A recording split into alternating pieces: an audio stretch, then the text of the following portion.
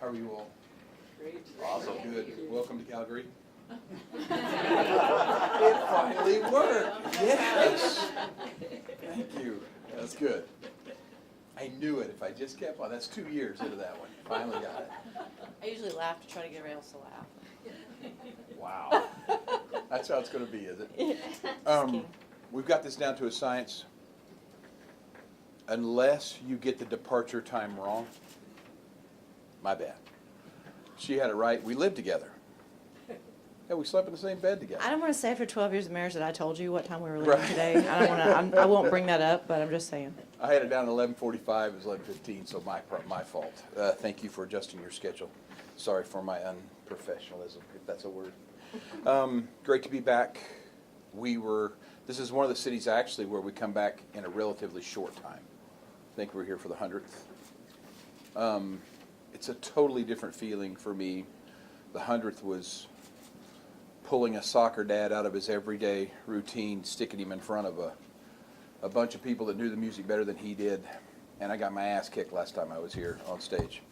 I've come to settle the score. This is going to be fun, and this is going to be crazy, and it all started the day of the ticket on sale, thanks to the great friends at Country Radio who's given us both the careers that we have.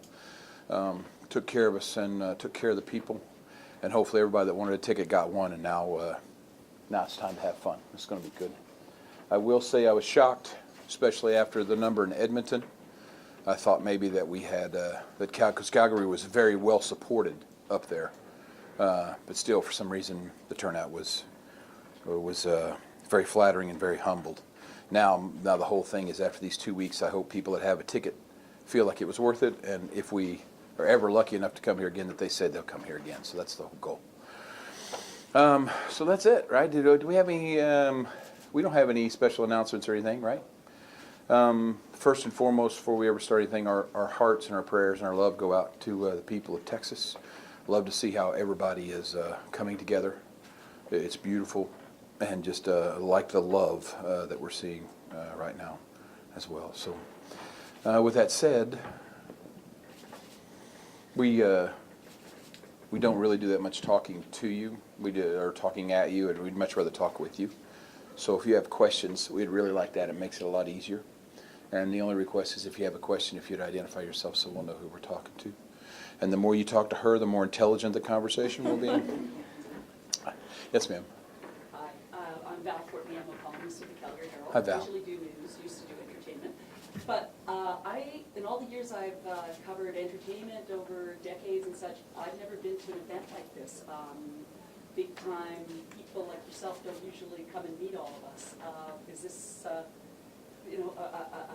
press conference before the concert? On Oh, really? The concert day? Yeah. What's your philosophy behind that? Just always our tradition, our chance to say thank you. We'd much rather have it on the last day, because then I could answer your questions of like, what's the crowds like and stuff like this. I can tell you what they're like. They're stupid. That's why we're here. It's awesome. This is the place to play. They'll sing their butts off, and you'll know 2 lines into the first song what kind of night you're going to have. And this is always a guaranteed good time.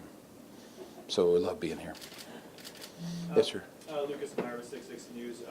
Obviously, Garth, you were here back in 2012 for that one show, and as you mentioned in your opening, that this is going to be obviously a lot of shows in that 4 to 5 day time frame. And so for both of you, what can the fans who saw you 5 years ago, as well as those who are going to see you for the first time, what can their expectations be? And as well, for Trisha, how excited are you to perform?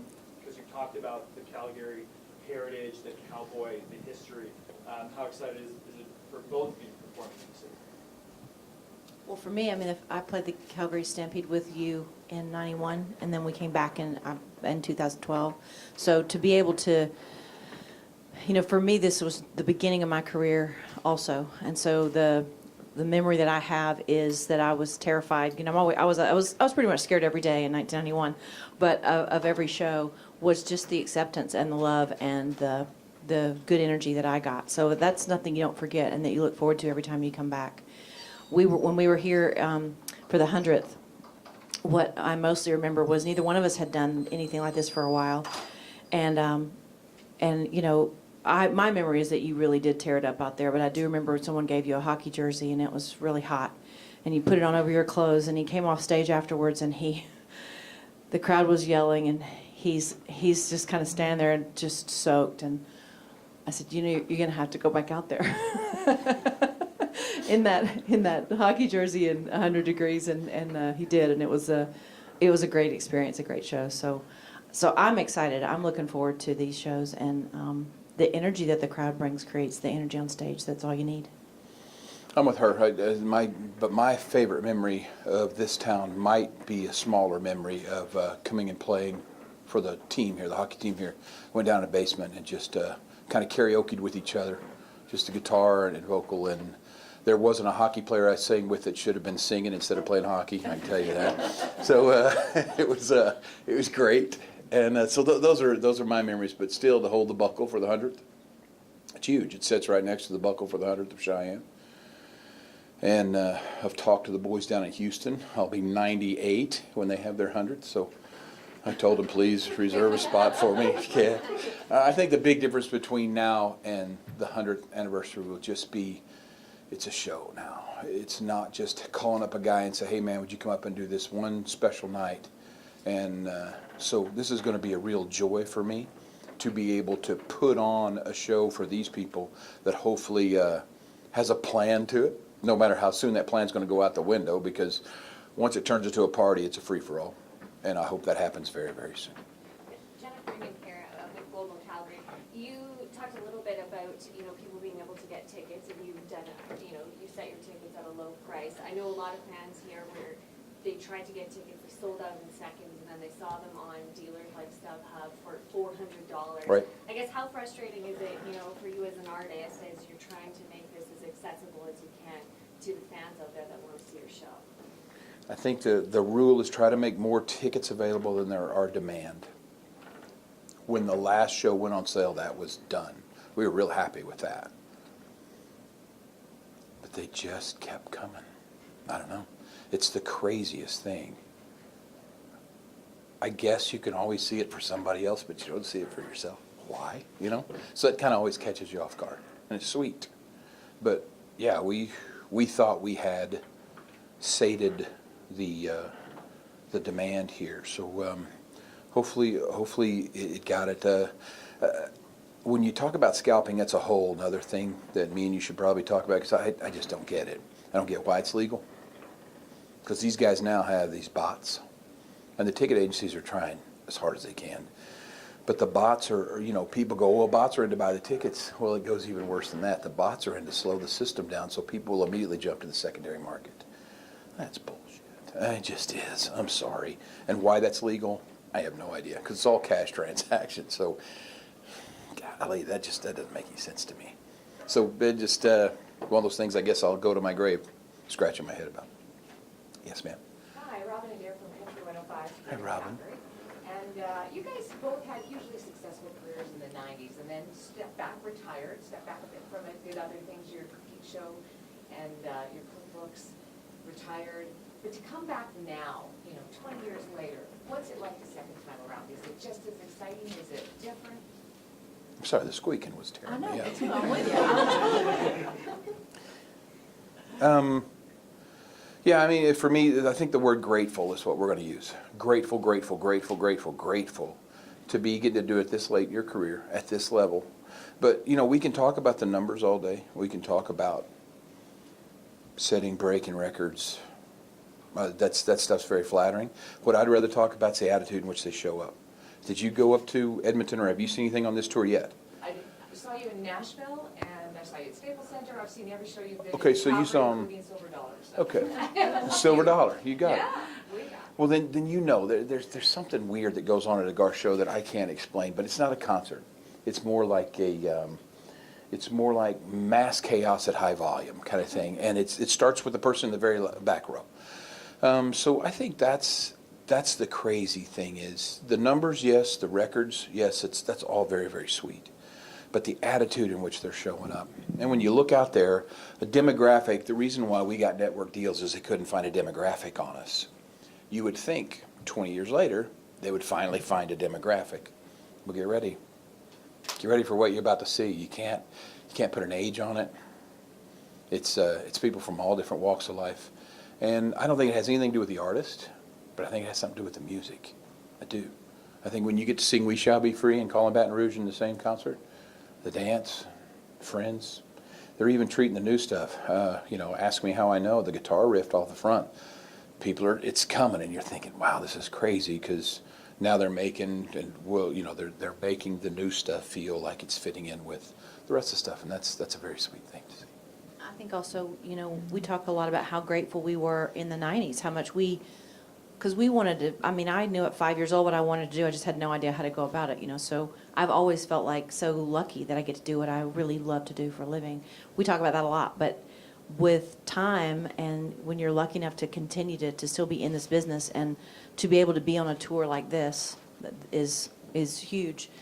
At this point in your life, you choose things that you think will bring you joy. And so it's it's as great as it was in the 90s, I feel like it's so much better now, because we're choosing the cities that we know we had fun in, that we want to go back to. We're together. Our crew, most of our 52 people, we've known for 25 years. So we look forward to seeing them on the road. Everything is just good. And we make our choices based on what we think is best for us and what we think is best for our people. And it's all bigger and better. Yes, ma'am. How do you guys, Sarah Lauren, you Hey, Sarah. CBC News. Thank you. And how are you guys planning on keeping your energy up for this many shows, especially when some days you're doubling up on shows? What is your secret to maintain the chaos? Well, Coffee. it's Calgary, okay? You slow down for 2 seconds, they're going to run right over you. They will not wait for you. They will not. And I don't want to be left behind. None of the band members do. But this place, they know when you come out to this place, you better bring everything you got. And if it's a 2-day show, give it everything you got on that first show, and try and find it for the second. Because nobody's more educated. I've said this before in interviews when we were talking about Calgary's education of country music, its knowledge of country music. I don't think there's any place, including the home of country music, Nashville, Tennessee, I'd put them up against that for knowing their country music better than anybody else. So when you get out there, you better come prepared, and you better be ready, because you're not going to be able to get anything by them. They're going to know everything, they're going to catch everything, and if they're sitting there yawning and waiting for you to catch up, you're going to lose them. So you just run as fast as you freaking can. And there's an energy that they bring that gets you, that really catches on fire and gives you a lot of energy. I love the 2 show days in particular, because I love to watch the first show crowd realize when it comes over them that he's not going to shorten the show, and it's not going to, that it might even, they're the ones going, hey, you got another show, remember you got another show. I love that. And I love when they see that they're not going to get shortchanged in any way, and that the whole band and crew brings 100% to that first show, and you don't worry about the second show till the second show. And it's awesome. I love that, because I think people really assume, well, there's 2 shows, they're going to save something, and they just don't. And probably for 2 reasons, Sarah. One is those, let's say the number's 15,000. Those 15,000 out in the parking lot are getting ready to see 15,000 people walk out. What do they want to see walk out? Right? They want to see, they're going, oh crap, I got to get in there because I want to know what happened, right? And then the second thing is, on that second show, the more you hold it back, boom, man. When they come in, it's crazy. And no matter how high the first show got, that second show will come in right at that level and take off even more. So we've been looking around. It's been 1:30, 2 in the morning. You're on stage playing. Now this is when we were doing 7:30s and 10:30s, or 7:30s and 11s. Now we do a matinee and a 7:30, and the band and crew all likes that a lot better. Yes, ma'am. Lucy from Metro News. Hey, Lucy. Is there anything that you guys are really looking forward to doing in Calgary when you're not on stage? We just kind of try to, we usually will ask you, like, where do we need to eat? What's the thing we need to do? So you'll need to be telling us the places. Because one of the nice things I think about being in a city for more than a day, it's such a luxury on this tour. And Garth hates it when I say this, but he's not like other boys. So you get the chance to be in a city for more than a day, and that's a rarity. So to get to take something with you of the city you were in is always really great, because it helps you remember everything about the city more. So I'm looking for suggestions, you know. And ice is going to be open here. It's going to be great. Whole band and crew plays. Miss Yearwood gets geared up, full gear. Are we It's- playing hockey? I hope we are. Yeah, so it's I brought my ibuprofen just in case. so this thing, we got some really great skaters on there. Then we got guys like me that, you know, don't quit your day job kind of thing, and it's a lot of fun. So we do everything together. We treat it like a team, like a sports, So we do everything together. There's 50 some of us, depending on who could get through customs and who couldn't, kind of thing, you know. And we're for some reason the only clothes we wear are black. I don't know why. So we're like this little black cloud that moves around your city, but we all stick together and just enjoy our time together. Yes, sir. Hey, Johnny B from Wild 95. Hey, Johnny. New country. Being in Calgary and knowing all your music inside out, when we sing it back to you, do you hear it in the Canadian accent? Is that a thing for you? No, the crazy thing is you guys lose your accent when you sing it. Go to Barcelona, right? You're playing Barcelona.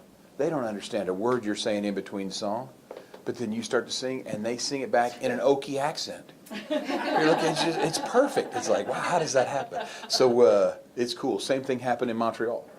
You know, these people all showed up in their Wranglers and their straw hats. I mean, they were the real deal. They weren't putting on an act. They could not understand a word, so the talking got really short. But when you sang, here it came, right back in your own accent. So, yeah.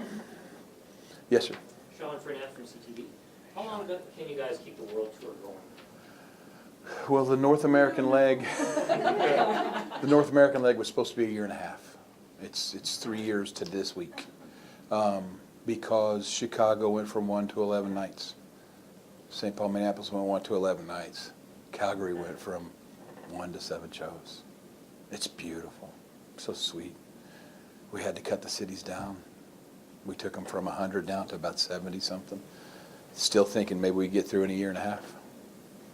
So they say it's a tour that won't end. I like the fact it's a tour that won't end because the people won't let it. That's sweet. The great thing was we just come off 4 weeks off. It's our rehearse and kind of rebuild month. Everybody got to take a breath. So now this is the first show back. I feel sorry for the people tonight because these guys are itching to go. They're just going to be turning them loose. But the truth is, there's good news. The month of September, we're only playing 2 cities. 16, 18 shows. We just put, I think, 5 or 6 more in Indianapolis. So if you look at the cities, pretty easy tour. 2 cities a month. It's good. If you look at the shows, we're fastly approaching our 400th show on this tour, which is crazy. So, You didn't answer his question. what is it? How long can we do this? Well, we've got our last 5 cities coming up in the North American leg. Now, I got to tell you, man, the difference between now and the 90s, big time for me, are the festivals. It allows you to go through Europe, Australia, all that stuff without carrying your own gear. Which in Australia, you brought half your gear and charged twice as much just to break even. That's not fair for them. It's not fair for them to pay that much. It's not fair for them to see half the show. So the festivals, you just get to roll and just go on the music, and that'll be fun. But North America will end in December, I believe. The world tour will go on indefinitely Mm-hmm. until the fans. Oh, not the world tour won't go on indefinitely, but there'll be a time when you just for lack of a better term, you just play for dates that come up. Will we ever tour like this again? I don't know if I can. I hate saying that. I hate saying that, man. But I just don't know if I can. We're exhausted, just totally worn out, and so happy about it, you know. So, but I don't know. I'm closer to 60 than 50 now, so that's I'm 55, and I'll be 56 in February. So I don't know. I don't know if we could keep this pace up. Again, this is the first time she's ever toured this way. She was scared to death of it. Now she's eating it. She's gotten the routine and the run. Now she's eating it up. Now she's the one that wants to tour like this forever. So it's a fun thing to get to do. But yes, it does. It beats working for a living. Never will I ever say I'm working for a living, but it does take it out of you. All right. You done? Let's get Okay. into one-on-one. Thank you.